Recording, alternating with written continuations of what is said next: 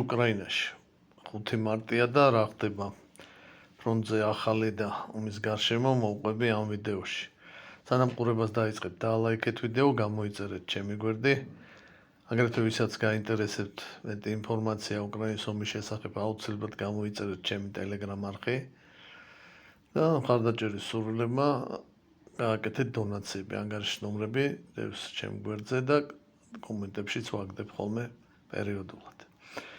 ხო, რა ხდებოდა მოკლედ ომის გარშემო საინტერესო. მოკლედ ამერიკელებმა შეაჩერეს დახმარება მთლიანად რა. მათ შორის სადაზვერვო ინფორმაციის მიწოდება, როგორც დღეს ცენტრალური სადაზვერვო სამმართველოს უფროსმა განაცხადა. ხო, ეს რა თქმა უნდა უკრაინისთვის ცუდია და რაღაცებზე უარყოფითად აისახება. პირველ რიგში ეს შექმნის დეფიციტს ამ ჰაერსაწინააღმდეგო თავდაცვის რაკეტების, ეს პეტრიოტია, ხოკი, ნასამსი რაღაცეები. აგრეთვე ჰიმარსებზე შექმნის პრობლემებს, ჰიმარსები, მათი რაკეტები, ატაკამსები, რაღაცა სტინგერების და ჯაველინების პრობლემები შეიძლება გაჩნდეს, ნაკლებობის პრობლემა და რაღაც საარტილერიო სისტემები და ჭურვები. ხო, ეს რა თქმა უნდა არ არის კარგი. ხო, რა ხდებოდა ახლა? მოკლედ ამ უპილოტოებით დარტყმის ორივე მხარე აგრძელებდა. რუსებმა გაზარდეს ინტენსივობა ამ შაჰედების გამოყენების, უკვე ძალიან ბევრს აწარმოებენ. ღამეში საშუალოდ სადღაც 200-მდე რა იმას უშვებენ ამ შაჰედს, გერან 2 თვითონ ესე ეძახიან. უკრაინელები როგორც იძახიან, უმეტესობას, დიდ უმრავლესობას ამ უპილოტოებისას აგდებენ. ზოგჯერ იძახიან, რომ ყველა ჩამოვაგდეთო. მაგრამ არის მომენტები, რომ რაღაცები ძვრება და კადრებიც გამოჟონავს ხოლმე. ბოლო დღეებში რამოდენიმეჯერ მოხდა ოდესას კადრები რაც იყო, ელექტროქვესადგურებს მოხდა რამოდენიმეს და შუქი გაითიშა მოკლედ ოდესაში. ხო, უკრაინული დაზვერვის მონაცემებით უკვე იმდენს აწარმოებენ რუსები, რომ ემზადებიან იმისთვის, რომ ღამის განმავლობაში 500 გაუშვან ხოლმე რა.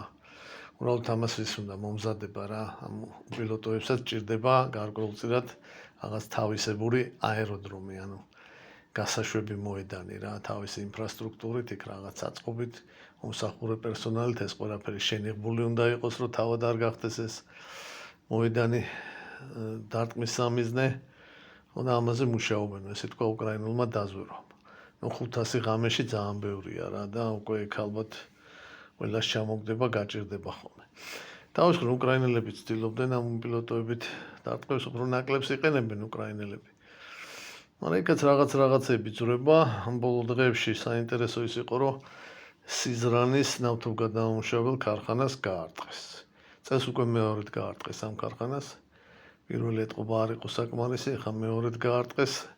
რაღაც აფეთქებები ხანძარი იყო, მაგრამ მასშტაბები და ზიანებების უცნობია. ხო, ეხლა თვითონ ფრონტზე რა ხდება მიწაზე. მიწაზე მოკლედ მთელი რიგი მიმართულებებზე უკრაინელებმა არათუ შეაჩერეს რუსების შეტევაზე. არამედ ინიციატივა თავის ხელში აიღეს და ისინი უტევენ რა. კერძოდ ეს ხდება პაკროვსკის და ტორეცკის მიმართულებაზე. და აქ მთელი რიგი სოფლებიდან, რომლებიც რუსების კონტროლის ქვეშ იყო, ჯერ კიდევ ერთი თვის წინ. მოახერხეს რუსების გამოყრა. ყოველ შემთხვევაში თუ მთლიანად აღება არა, ნაცრისფერ ზონაში გადავიდა ეს სოფლები რა. აი ეს სოფლებია კოტლინო, უდაჩნოე, უსპენოვკა, შევჩენკო, პეშჩანაე. ხო, და როგორც ჩანს, ავითარებენ შეტევას აი ნავატროიცკის მიმართულებით და იმ შვერილის მოჭრა არის უკრაინელების გეგმა. თუმცა ზოგიერთი რუსული რესურსი ამბობს, რომ უფრო დიდი გეგმები აქვთ უკრაინელებს და დიდ ძალებს იყენებენ და შეიძლება ეს ქალაქი სელიდოვო იყოს მათი სამიზნე. აქ თუ არა ახლა ამ ხელა ოპერაციის რესურსი უკრაინელებს არ ვიცი, დრო გვაჩვენებს. აგრეთვე გააქტიურდნენ ტორეცკში უკრაინელები და აქაც აქვს წარმატებები. რაღაც მომენტში ტორეცკი მთლიანად რუსების კონტროლის ქვეშ იყო, მაგრამ დღესდღეობით ესე აღარ არის. ტორეცკში შესული არიან უკრაინული ჯარის ქვედანაყოფები თან ორი მხრიდან, აქ სამხრეთიდან საბალკა რაიონი და ეგ ჩრდილოეთ დასავლეთიდან. ჩრდილოეთ დასავლეთიდან ქალაქის ცენტრამდეც კი მიაღწიეს რაღაც ჯგუფებმა და ეგ თუ დავაკვირდებით. აქაც იკვეთება უკრაინელების ჩანაფიქრი, რომ იმის მოჭრა უნდა და შეიძლება ალყაშიც კი მოაქციონ, ეგ ქალაქის დასავლეთ და ჩრდილოეთ ნაწილში ყოფი რუსული შენაერთები. აქ მოკლედ უკრაინელები ყოჩაღობენ. უკრაინელები გარკვეულწილად გააქტიურდნენ ბოლო ინფორმაციებით კუპიანსკის ჩრდილოეთითაც. ეგ რუსებს მდინარე ასკოლის მარჯვენა სანაპიროზე აქვთ პლაცდარმი. იმ პლაცდარმს შეუტიეს და ხო რაღაც წინსვლები უკრაინელებს იქაც ჰქონდათ ეს პლაცდარმი დააპატარავეს. აგრეთვე უკრაინელები აქტიურობდნენ ხარკოვის მიმართულებაზე, ქალაქი ვოლჩანსკია და აქაც რაღაცა პოზიციები რუსების აიღეს. ხო, სად აქტიურობდნენ ახლა რუსები? პირველ რიგში კურსკის ოლქში, აქ აქვთ რუსებს წარმატებები. ხო და დღითიდღე უარესდება უკრაინელების მდგომარეობა ამ კურსკის ოლქში, ამაზე გუშინ ცალკე ვიდეო ვცდავდე. და რუსები გააქტიურდნენ ზაპოროჟიეს მიმართულებაზე. ხო, აქ რასთან არის დაკავშირებული გაუგებარია, რაღაც მოსამზადებელ იმას გავს რა. თითქოს და რაღაც შეტევებისთვის ემზადებიან სერიოზულისთვის, ან იმიტაციას აკეთებენ. და წინსვლები აქვთ რუსებს ველიკაე ნოვოსილკას მიმართულებაზე. აქ არის ველიკაე ნოვოსილკა. ხო, და ველიკაე ნოვოსილკას დასავლეთით წაიწიეს წინ. აქ დაკავებული აქვთ 4 სოფელი.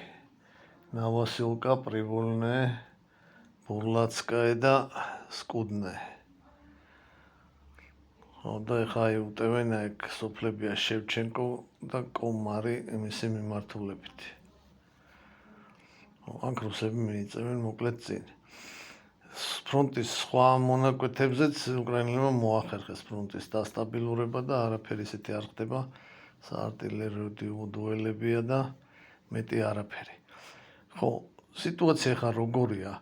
თუ ადრე ჯერ კიდევ ერთი თვის წინ ერთმნიშვნელოვნად ვიძახდი, რომ ინიციატივა რუსების ხელშია და ყველგან ისინი უტევენ, დღესდღეობით ესე აღარ არის. მიდის ინიციატივისთვის ბრძოლა, ზოგან უკრაინელები უტევენ და წარმატებულად, ზოგან რუსები. ხო, ეხლა ეს საქანელასავით არის რა, ქანაუს იქით-აქ დაიწონა. ეხლა ეს ერთჯერადი ის არის და უკრაინელების მიერ რეზერვების ჩართვით არის განპირობებული, თუ უკვე რაღაც ტენდენციის სახე აქვს და რაღაც გარდატეხაა მოსალოდნელი, პრინციპში უახლოეს 2 კვირაში უნდა გამოჩნდეს. ხო, ამ ყველაფრის ფონზე ეხლა ზელენსკი რო იმაზე წავა მოლაპარაკებებზე, მე მაგალითად ამჯერა რა. და იქ რაღაც ყველაფერზე მოაწერს ხელს. არა აქ რა, ეხლა ფრონტზე ისეთი რთული სიტუაცია, რომ ყველაფერზე თანახმოვარო რა. კონჩეტევაზე არიან ამ ეპიდრონებს ინტენსიურად იყენებენ, რუსებს საკმაოდ დიდ ძალას აყენებენ და ეს ქმნის ისეთ შთაბეჭდილებას თუ ილუზიას თუ რაღაცას, რომ ხო, ბრძოლა, ეს გაგრძელება შეგვიძლია და წარმატების მიღწევაც რა. ხო და მე ვფიქრობ, სანამ ესეთი სიტუაცია იქნება ფრონტზე, მოლაპარაკებები არ მოხდება. ეხლა რუსებს თუ უნდათ რომ დასვან ზელენსკი მოლაპარაკებებზე, მაშინ შედეგი უნდა დადონ და ეს ეხლა რაც არის, შედეგად ვერ ჩაითვლება რა. ტემპი დაეცა, ყოველდღიურად საშუალოდ 8 კვადრატულ კილომეტრს იკავებენ რუსები. და ძალიან ცოტაა. ხო და ეხლა 8 კვადრატულ კილომეტრს ვიკავებ და ესე იგი გინდა თუ არა დამნებდი, ეგ პონტი არ გამოვა აქ რა. ხო, რაღაცა ესეთი შედეგი უნდა აჩვენო და ხო, მაშინ მოწინააღმდეგე მხარეც იფიქრებს, ხო, ყوارჯობია, რომ გავჩერდე და მოვილაპარაკო. ხო და ამ მოცემულობით რა დღეს არის, მეც ზელენსკის ადგილას არ დავთანხმდებოდი რა. ვიომებდი რა. ხო. აი ეს არის ახლა დღესდღეობით არსებული სიტუაცია. ნახოთ, დავაკვირდეთ დინამიკა როგორ